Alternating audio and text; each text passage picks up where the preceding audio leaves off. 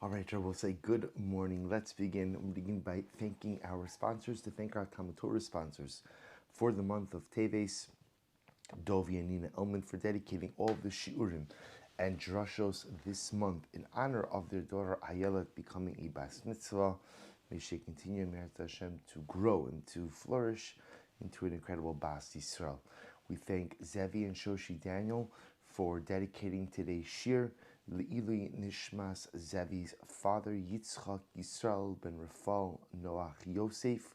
We hope that in the merit of our Talmud Torah, the Neshama will have an aliyah and the family a nechama. We also thank Greg and Rachel Levitan for dedicating the shir this morning, and the Zchusa V'Refuah Shlema for Binyamin ben Etel and for Yitzchak Meir ben Rezel. We hope that in the merit of our Talmud Torah, Kol Cholei Yisrael will have a complete and enduring refuah. I will say we always thank all of our mishpachos and individuals for dedicating the daf each and every day. Thank you for your sponsorship and for your support. So with that, let us begin. So we have a beautiful daf ahead of us today. Today's daf is Lamed Aleph 31, and we are picking up in Yirtz Hashem at the Mishnah on the I'm sorry, actually not at the Mishnah, a little bit before the Mishnah. Amar Rava.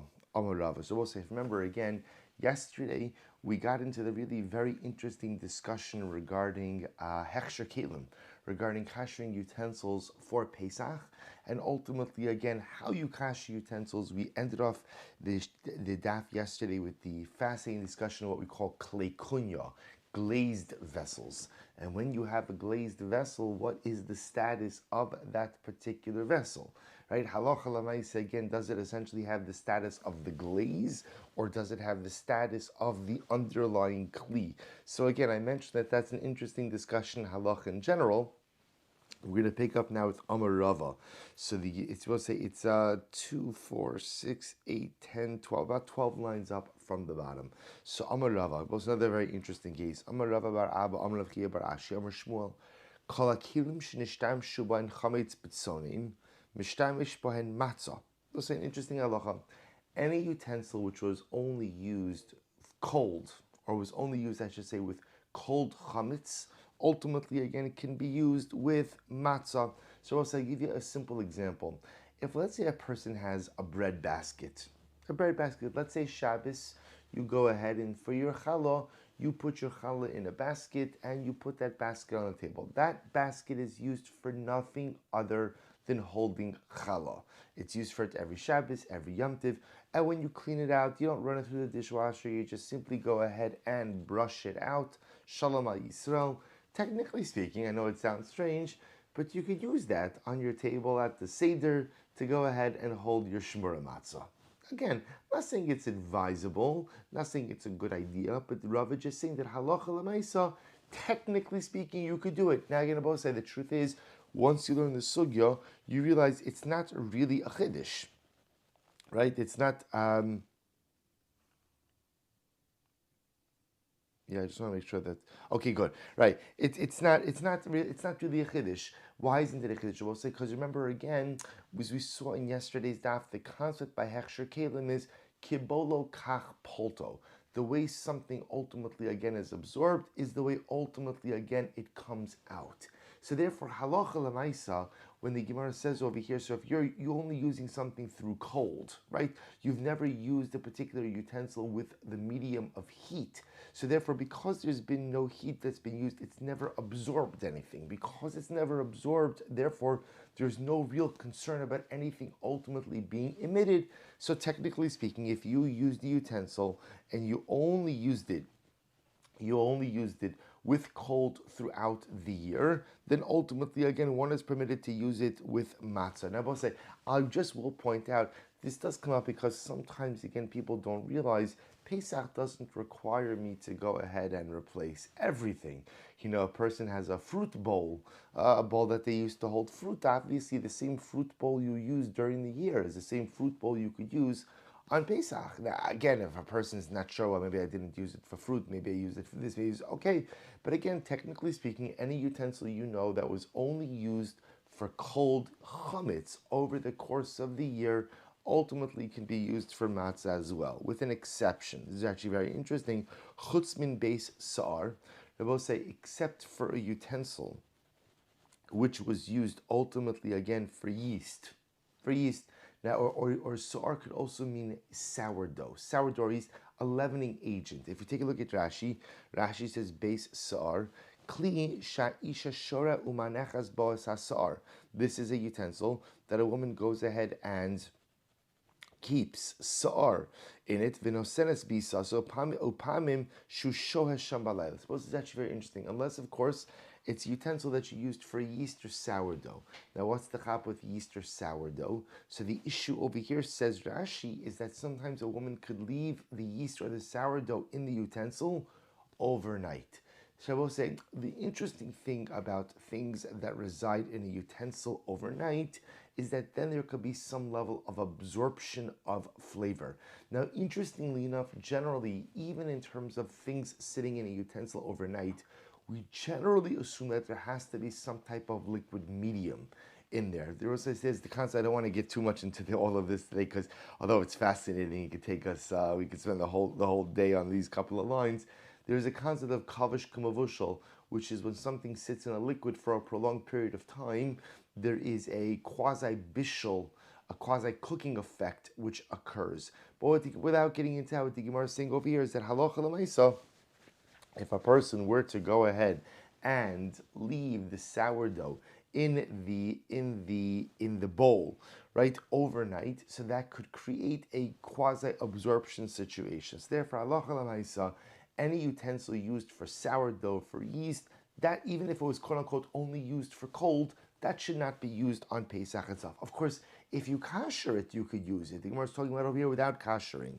The Gemara says, because we'll say, since ultimately, again, literally, the chimutz, the leavening process of yeast or of sourdough is hard, which means it's intense, therefore that utensil shouldn't be used. Amar Rabashi, ubeis charoses kebeis saor shechimutz kasha. So we'll say, and a utensil beis charoses. Now we'll say, it's very interesting. Charoses over here, the Gemara is not talking about charoses like we use at the Seder, because it's saying beis charoses, and a utensil used for charoses during the year, ultimately, again, it's treated the same way as a utensil used for yeast or sourdough, and therefore should not be used for chametza, for matzah on Pesach. So we'll say here, in this context, that's very interesting. Charoses is talking about a dip that they used to use. So if you have a utensil, that you would use to go ahead and hold your dips, now we'll say their dips, why do they call it beis charoses? Because again, their dips often had vinegar and other sharp types of liquids. So remember, when you're talking about a sharp type of liquid and a dip that would sit in a utensil, often it would sit in a utensil for a prolonged period of time, and therefore there's some level of absorption which could occur. Shechimutz kasha, because the chimutz, the leavening of these objects or of these items, is intense. Amar Rava says, "Hai agni de mechuza hoil vitadiri lemelish bu chamira umashu bu chamira kebeis sar shechimutz kasha dami." So Rava said, these agni. Now, I say agni is literally like a trough, but it probably just means like a big bowl, a very large open bowl. These large open bowls or these large open troughs of mechuzah, since people often need chametz, and chamiri doesn't just mean chametz, but they need chametz with sourdough, with yeast in it, because there is an intense chimutz in there. Therefore, halacha l'maaseh, it has the status of a utensil used with yeast or sourdough, and therefore ultimately it should not be used on Pesach. To which the Gemara says, Pshita, that's obvious. Ma'odetema, what would you have thought? Kivan derevicha shalat bu avira v'lo bali. I would have thought that because these large bowls or these large troughs, there's an incredible amount of air which gets in. Therefore, again, the absorption is not the same. Kamash malon, no, that is not the case. Therefore, I will say they can't be used on Pesach either. So what comes out from this particular sugya, I will say something very interesting, which is, number one, halacha l'maaseh, and this is halacha l'maaseh, any utensil which is only used with cold chametz throughout the year. And I will say, just to be clear, being used for cold chametz means the actual use of the utensils is used with cold chametz, and it's also not washed with other utensils with hot water that are chametz, or I should say differently, that was wrong in English. They're not washed with other chametz utensils using hot water. So there's mamish no absorptions here. So any utensil which is only used cold never used with hot water, used with chametz throughout the year, could just be cleaned and ultimately gone ahead and used on Pesach. I will say, and this comes up all of the time with different, very often Shabbos and Yom Tov utensils, which you can go ahead and technically use on Pesach. However, the exception to that rule, says the Gemara, is that ultimately, again, if it's used with something that's chimutzo kosher, if it's used with something that has that is what we'll call an intense leavening or leavened item, whether it's sourdough, whether it's yeast, and it sits in that utensil for a prolonged period of time, even if it was used or just only for cold, halacha l'maisa should not be used on Pesach. Good. But now we come to a very interesting sugya. Says the Mishnah, Nochri shehilva es Yisrael. Nochri shehilva es Yisrael al chemtzo. Supposed to listen to this case. A non-Jew, a non-Jew, lent a Jew money. The Jew secured the debt with chametz. Now, what exactly happened over here? Did the Jew give over the chametz to the non-Jew? That we'll discuss in the Gemara. But for now, the facts are as follows. A non-Jew lent a Jew money, and the Jew went ahead and pledged the chametz, or secured the debt with chametz. Achra Pesach, let's say the debt now doesn't come due until after Pesach. So we'll say, here the shaila now. The shaila is, the Jew essentially mortgaged or put a lien against his chametz.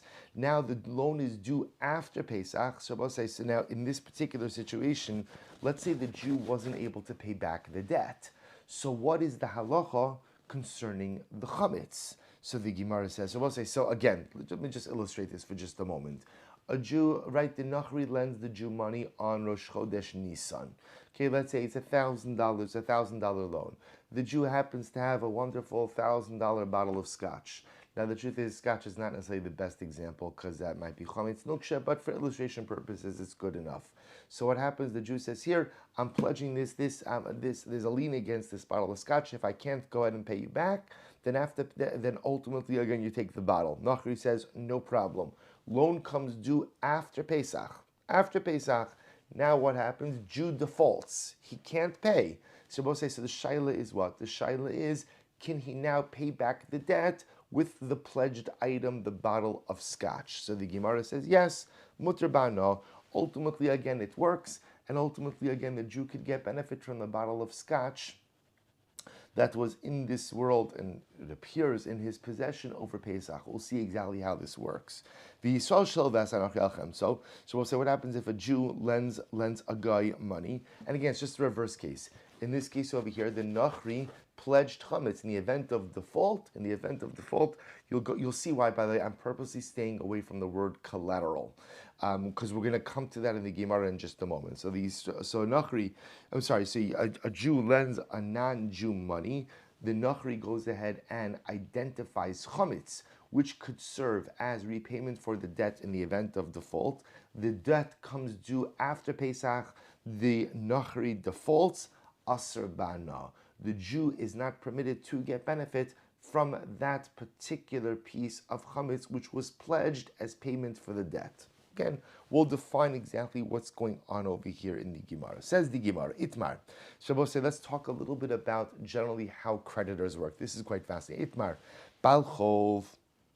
When it comes to a creditor, so we'll say, let's say a creditor goes ahead and look at Rashi for just a moment. Balchov, Hamavis Chavero v'Shibilo Nechasov, Shim lo Efra lecha ad Yom Ploni Gaba Minichasai v'Yigizma v'Lo Parvos. It's the following situation, right? So again, in general, you have a lender who lent money to a borrower. Borrower says, if I can't pay back my debt by so and so date, you can collect your payment from this piece of property or this item. It doesn't really make a difference. So both say, so the shaila is, what is the relationship of the creditor, of the lender, to what we'll call the collateralized piece of property before the debt becomes due? So watch this. So the Gemara says, Abayi Amar Lamafreya Hugova. Abayi says that if, we'll call it, Reuven lends Shimon money. You could just deal with Jews right now. Reuven lends Shimon money. Shimon goes ahead and identifies a piece of property to serve as collateral. I'm going to use the word collateral, but I'm not using it in a halachic sense. You'll see why I say that in just a bit. So Ruvain, so Shimon says, here's the collateral. Shimon defaults. Shimon defaults, right? The debt comes due, Shimon defaults.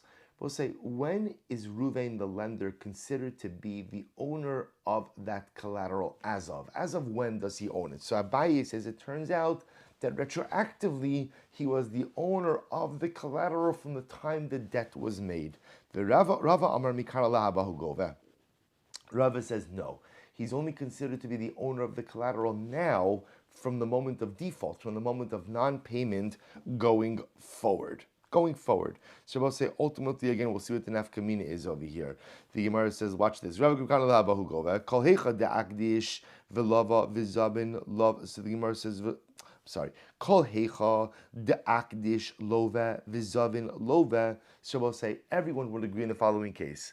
Let's say after the loan was made, the borrower went ahead and sanctified. He was makdish the collateralized item, or he went ahead and he sold the collateralized item.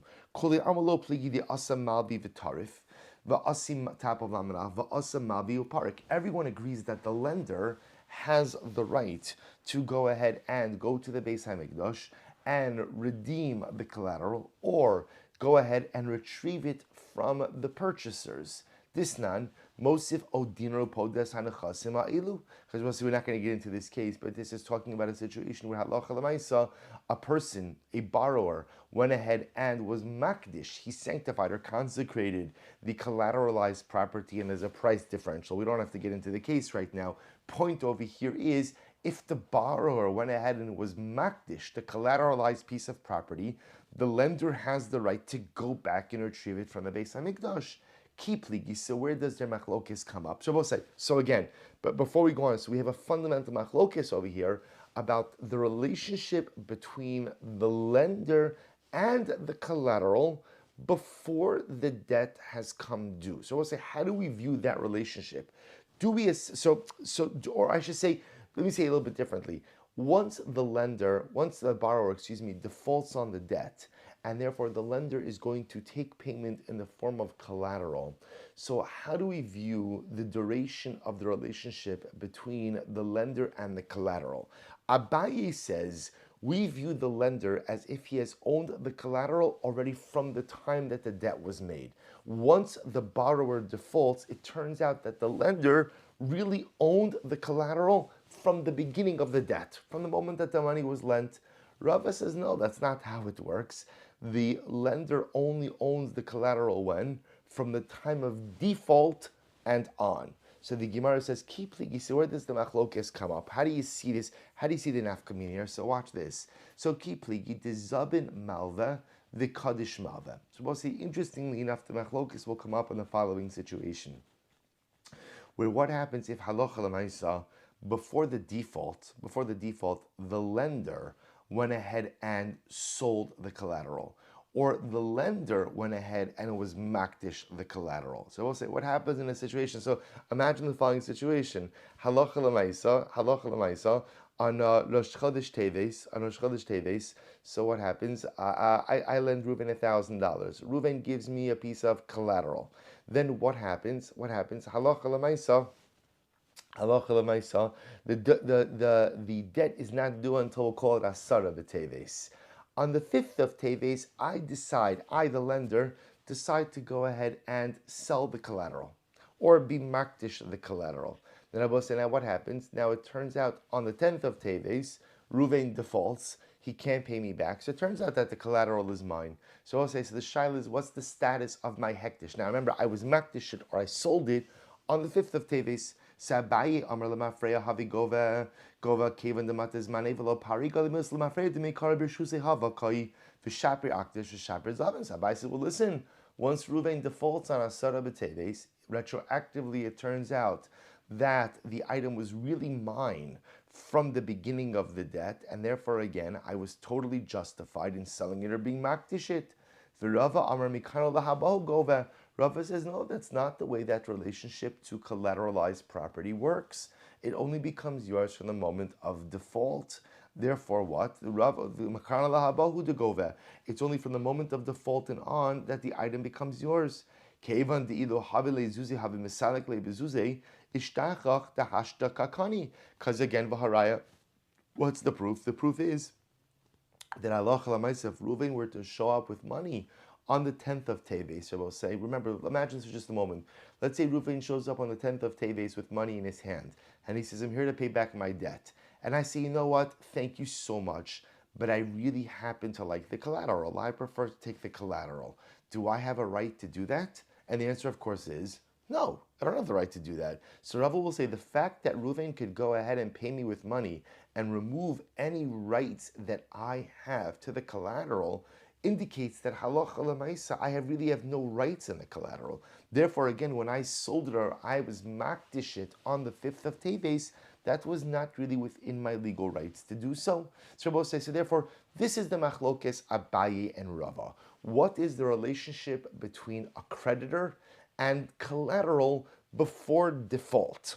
Before default. So Abaye says essentially, or it's really almost, and it's at the time of the. I shouldn't say before default. It's what's the relationship between the creditor and the collateral, the lender and the collateral at the time of default.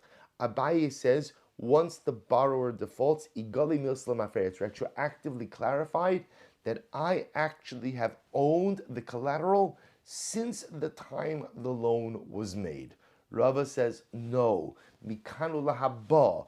Only time you own it is now from the moment of default and on. What's the nafka, meaning what's the practical difference? A very significant practical difference.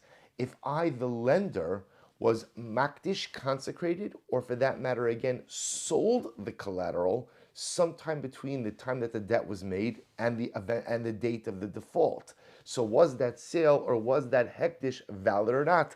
Abaye will say, once the default occurs, retroactively it's clarified that it was mine from the beginning, therefore the sale, the hektish, was good. Rava said, no, it's only yours from the moment of default and on, and therefore when you consecrated it, or when you consecrated something that was not legally yours.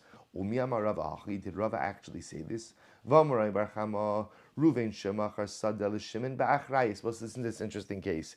Ruvain sold a field to Shimon with achrayis. Now we'll say achrayis literally means a guarantee, which means like this: Reuven sold the field to Shimon, and Reuven said to Shimon, "I'm selling you this field with a guarantee that if for some reason this field is seized by any of my creditors, I agree to make you whole."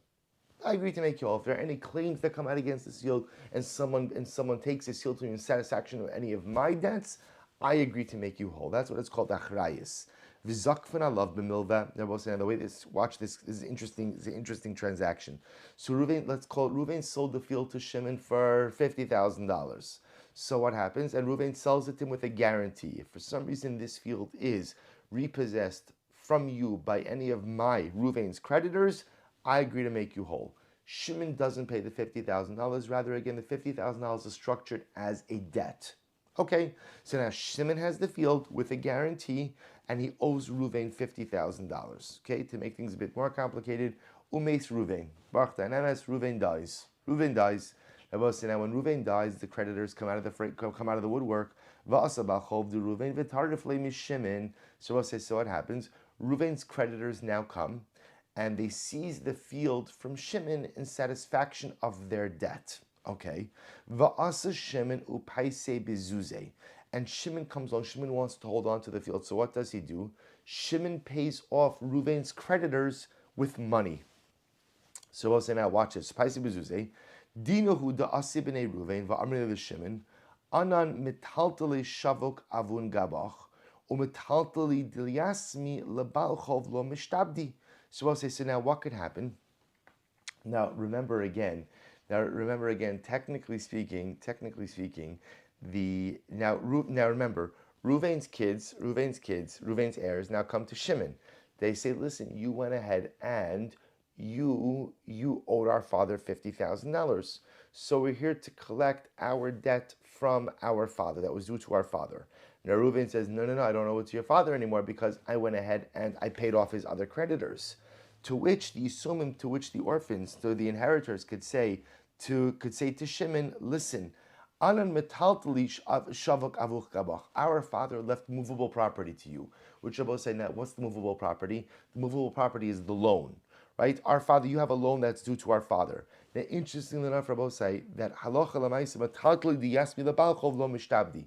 Movable property that belongs to orphans is not subject to other debts, which is another way of the Yisomim saying to Shimon, Shimon, I don't know why you paid that money ultimately to our father's creditors. Halacha l'maisa, the money you owe to our father was not touchable by any other creditors. As such, you still owe us the $50,000 that you owed our father, which represented the purchase price of the field. Va'amar Rava, first and second Y line above. So Rava says, Ipikeach Shimon, if Shimon is a smart guy, here's what he'll do. Magbiluhu ara, say to them, you know what, I'm sorry, I have no more money, but you know what, here, take the field back, right? The field that I bought from your father, take it back in satisfaction of the debt. So I owed your father $50,000. That debt, technically speaking, was not really touchable by any kind of creditors. Therefore, again, I paid off your father's creditors. You're saying I shouldn't have. Here's the field back in satisfaction of the debt. Now we're whole. Mabilu ara, v'hadr gabi b'nayar. Saying that after Shimon gives them the field, what could he do? He could take it right back. Why could he take it right back, Rabbi? Because at the end of the day, he bought it with a guarantee from Ruvain. Rav Nachman says, Yisomim shegavu karka b'chovas avihem, because if you have Yisomim who collected property, real property, in satisfaction of a debt due to their father, Balchov chozer v'gova osamean. Rabbi say, interestingly enough, real property collected by Yisomim, collected by inheritors, in satisfaction of a debt due to the estate, then becomes subject to collection from other creditors of the estate as well. So this is incredible. So now what could Shimon do? Shimon could go ahead and pay back the outstanding $50,000 debt that he has to Reuven, which was the purchase price for the land. Pay it back by giving the land back to the Yisomim, and then he could turn right back around and what? Seize it back from them. Why? Because remember, he purchased the land with a guarantee from Ruvain. So we'll say this only works if you say that halacha l'maisa, a creditor essentially acquires rights to the guarantee retroactively. Amatu lahachi chozer v'gova osa mehen the command to gavo mechai de avuhan dami.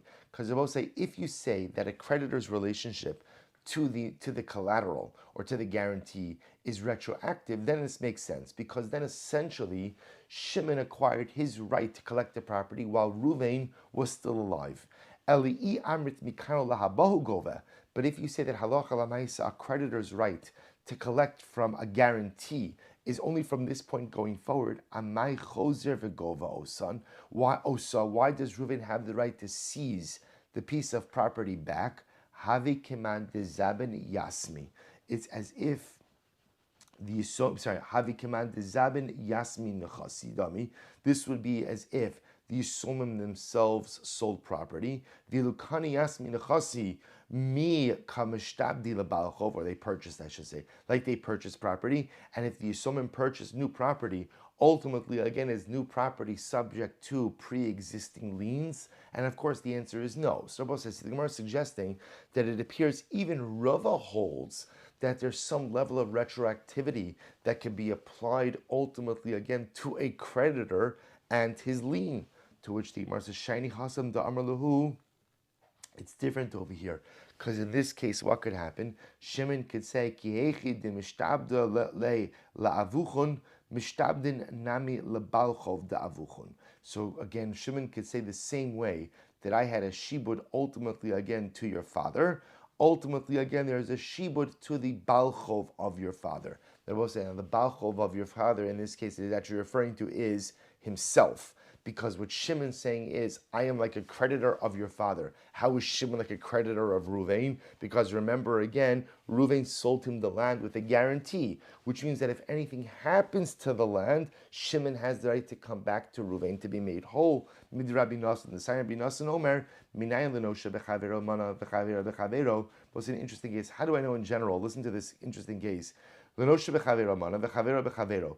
If A lends B money, and B lends C money, so the Gemara says, how do we know that we could extract money from C in order to pay back A. Talmud lomar v'nasan la'asher asham lo, because the pasuk says, and you shall give to the one whom he is liable. So therefore, the Gemara is just suggesting this case, as interesting as it is, doesn't really play into the discussion between Abaye and Rava.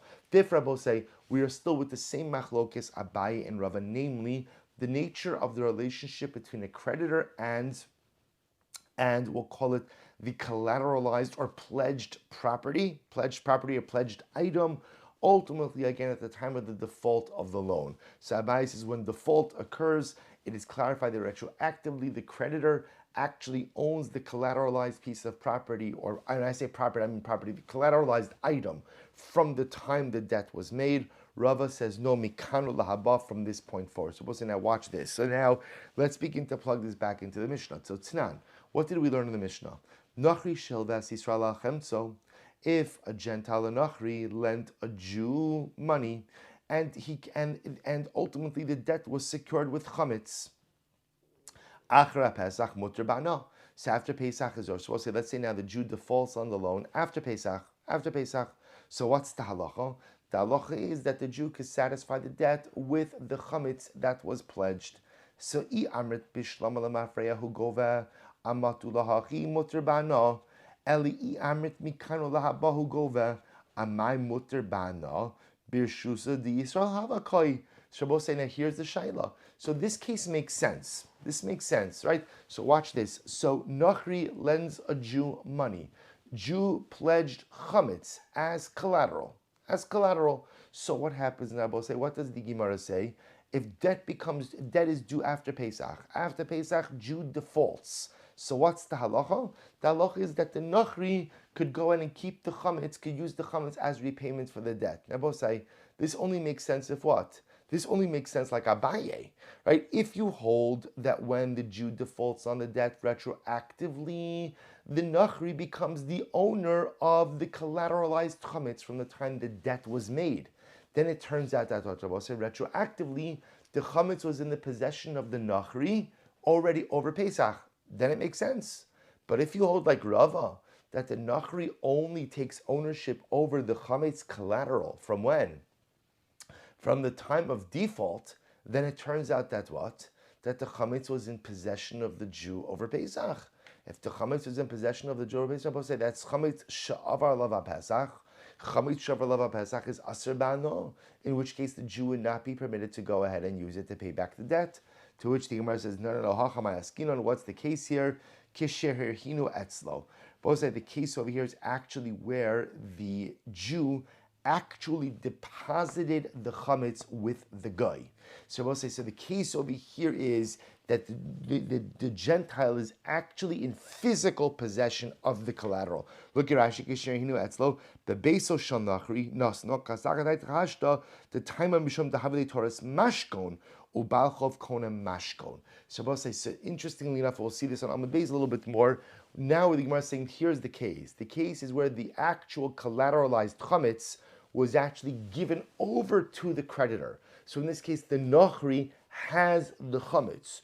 Well, once the Nachri has the chametz, Rabbi say, now this is what's called in halacha called a mashkon. That's why, which literally means a collateral, and we are going to see what that means. And therefore, again, perhaps since he has possession of it, therefore physical possession of it, therefore halacha l'maaseh it's in his domain even over the course of Pesach. So even if you hold like Rava, that a creditor doesn't really take possession or real possession of the collateral until the time of default, and even then it's not retroactively, it's only going forward, since it was in the possession of the Nachri over Pesach, therefore it doesn't have the status of chametz sha'avar alav Pesach. So they say this is machlokes. What's the machlokes?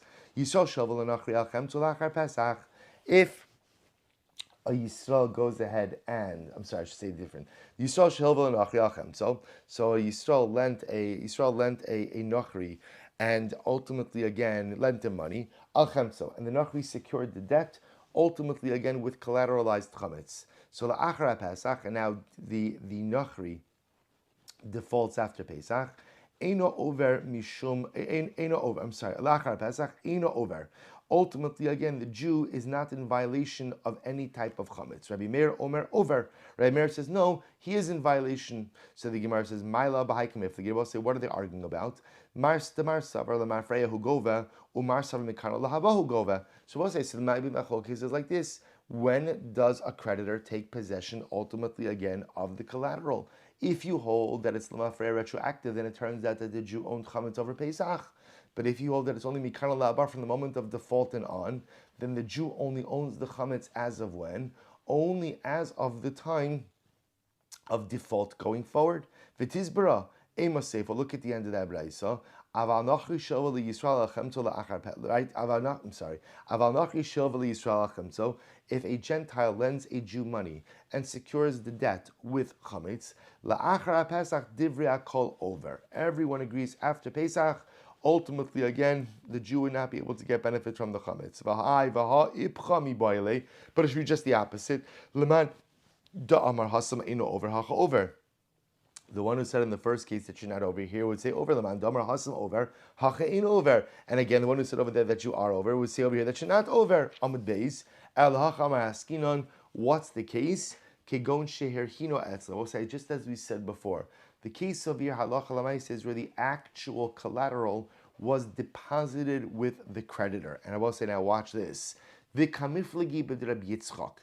And I will say, they're arguing on the principle of Rabbi Yitzchak. What did Rabbi Yitzchak say?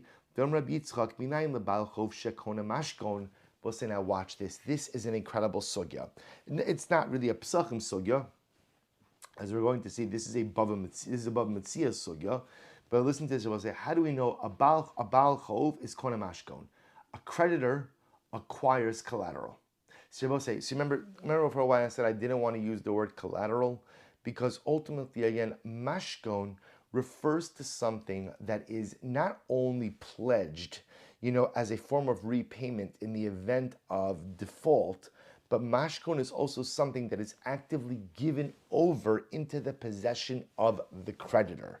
So Rabbi Yitzchak says as follows, that when you have an item that has been identified as a source of payment in the event of default, and it's given over to the creditor, it becomes the possession of the creditor. So Rabbi Yitzchak says, how do I know this? That a balchov is kona mashkon. I will say, if you look at Rashi, what does this mean, kona mashkon? Kol yumi halva mashkon kona ilo. All the days that the debt is still outstanding, the creditor has acquired the mashkon. When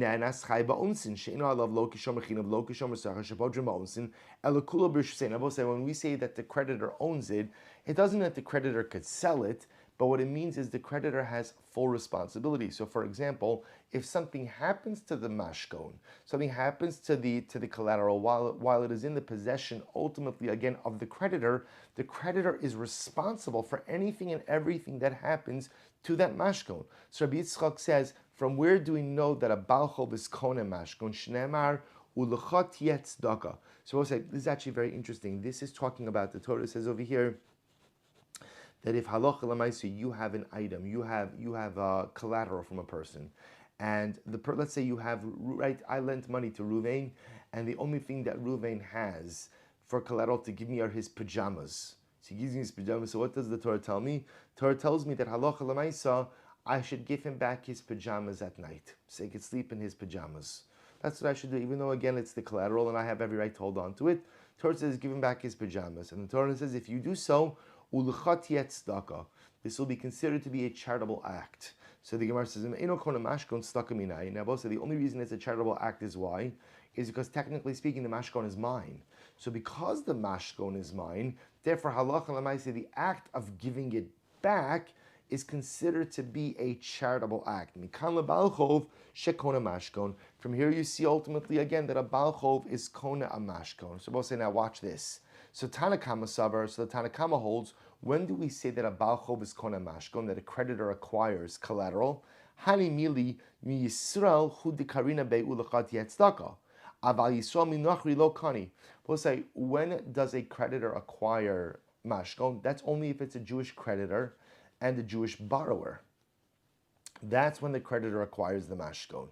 Rabbi Meir says, no, kal v'chomer, Yisrael kani, Yisrael minachar l'kol shekain. If a Yisrael could acquire a mashkon from another Jew, so certainly again a Yisrael could acquire a mashkon from a Nachri, Aval nochri shilvas Yisrael achem tzachar Pesach divrei akol over.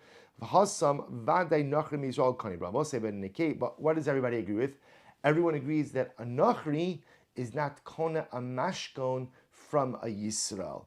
And therefore, we'll say in this version over here, halacha lemaisa, if the Nachri were to lend money to the Jew, and the Jew were to collateralize the debt with chametz, and the debt is due after chametz, and then the Jew after Pesach, and then the Jew defaults after Pesach, and now pays back the Nachri with the chametz, that chametz will actually be aser bahana because it's considered to be in the possession of the Jew over the course of Pesach. So I will say, so what we have over here now is a couple of things going on over here. So again, we'll see the halacha l'maisa actually in the case of Lent, but what we begin to see is that this case of lending money with collateralized chametz and then the default of the debt occurring after Pesach.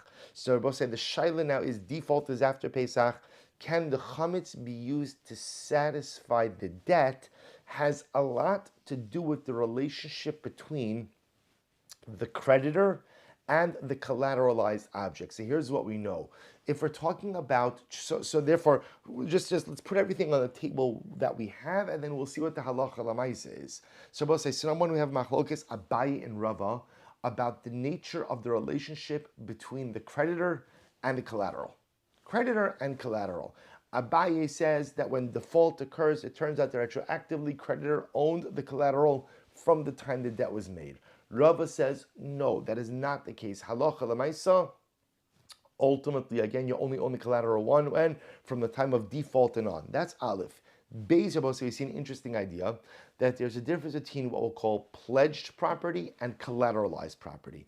In halacha, the word collateral, mashkon, means something that is actively given over to the creditor to hold. And once something is given over to the creditor to hold, everyone agrees that what? That the creditor acquires that. That's Rabbi Yitzchak. That ultimately, again, a creditor acquires mashkon. That's Beis. Then in that, Rabbi said, there's a sub-machlokes. Everyone agrees, of course, that applies between Jews.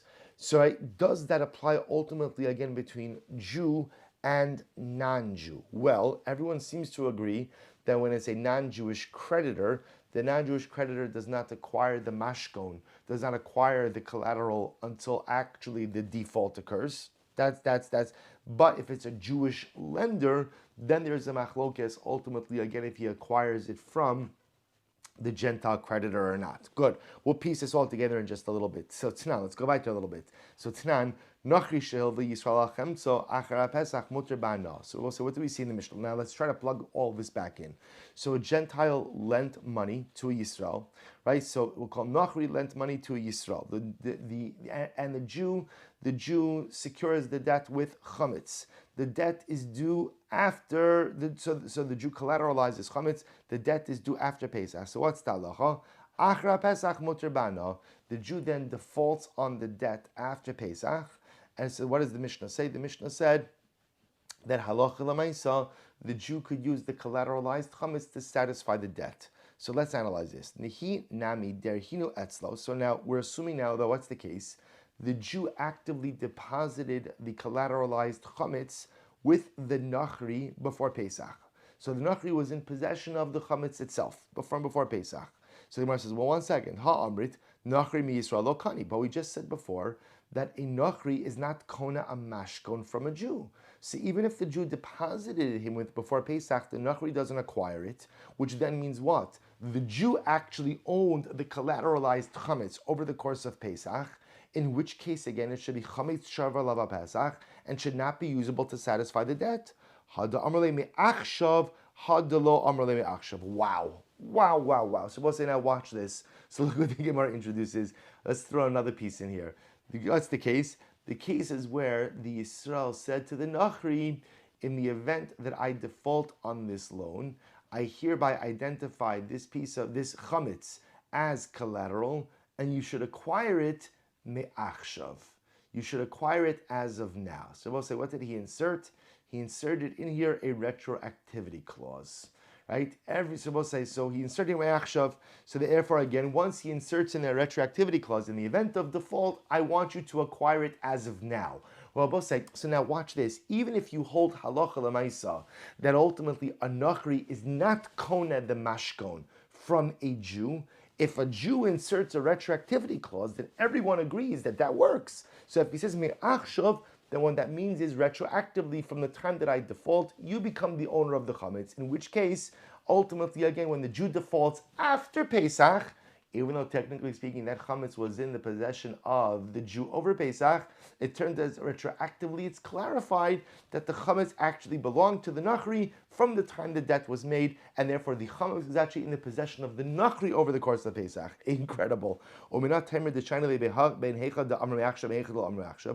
how do I know that we actually make a distinction between when you say me'achshav and you don't say me'achshav? This sanya, because we learned Nachri shehirhin pasporni eitzel Yisrael. If a Gentile goes ahead and deposits, I will say pasporni is just a large loaf of bread. A large loaf of bread. Person Rashi paskidola ha'afuya betanur gadol. Ultimately, again, so if a Nachri deposits a large loaf of bread by Yisrael, Eino over. Ultimately, again, the Jew will not be in violation of chametz over Pesach. But if he says to him, ultimately, again, Rashi says, Eino over. Rashi says, Bepesach, the kasavar Yisrael menachel kanashko. Suppose this is talking about that the Gentile deposited this loaf of bread as collateral. So the Jew is not over owning chametz on Pesach because he has this collateral. However, but if he says, the Nachri essentially says that if I default on this debt, this loaf should be yours. Higaticha, Rashi says the same thing, me'achshav, from now, then ultimately again over. Then the Jew will be in violation. Ma'ishna Risha, Ma'ishna Seifa, Elalav Shmamina, Heichad de Amrle me'achshav, leheichad de heichad de lo Amrle me'achshav Shmamina. Rather, I will say ultimately again, the distinction between the two cases is very simple. That halacha lamaisa, if a Jew says me'achshav or an Nachri says me'achshav, retroactivity clauses work from Jew to Gentile, from Gentile to Jew. Therefore, we'll say what comes out of here is as follows. Even if you hold, which we do, as we will see, that halacha lamaisa, a Nachri is not kona a mashkon from a Jew. But if the Jew inserts a retroactivity clause in there and says, in the event of default, you acquire this collateralized chametz me'achshav as of now, then it turns out that after Pesach, when the Jew defaults on the debt, the chametz actually belonged to the Gentile from the beginning, from the time the debt was made. The chametz was not owned by a Jew retroactively over the course of Pesach, and therefore it is permitted to use it as repayment. So let's just finish to the Mishnah. Again, we'll see tomorrow. I'll show you the Shulchan Aruch in these cases. But again, you begin to see all of these incredible, profound principles. We'll see them all coalesce in the halacha tomorrow. Let's just finish the Mishnah. Let's listen to this case. Let's say you have a store owned by Jews. The merchandise is owned by Jews as well. Right? The merchandise is owned by Jews. So what's the halacha?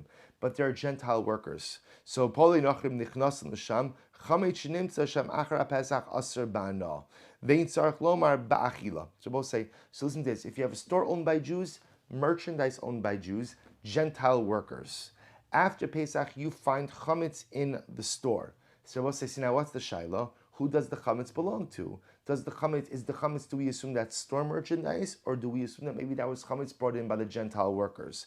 To which the Gemara says, no. You assume that any chametz found in the store, ultimately, again, is the property of the store, not the Gentile workers, and therefore, because the store and merchandise is owned by a Jew, any chametz after that will be chametz shavar Pesach and will be aser. Conversely, chanus shal nachri malei shal nachri, if you have a store owned by a Gentile, and the merchandise is owned by the Gentile, upoale Yisrael, and Jewish workers, nichnasin v'yotzin l'sham, go in and out, chametz shenimtza sham achra Pesach muter ba'achila, any chametz found in the store after Pesach is permitted for consumption, and certainly bahana. So we'll say, therefore, the Gemara outlining a principle, namely that halacha lemaisa, whenever you have a store and merchandise, any chametz found in the store is considered to be the owner, or is considered to be the property of the owner of the stores, not considered to be the property of the workers. Okay, we'll say, good, we'll stop over here for today. Tomorrow we will begin with the halacha lemaisa from the case of collateralized chametz, and Amirat Hashem will go through the rest. We'll begin some more exciting Mishnayos as well. Basi Shakayach to everyone.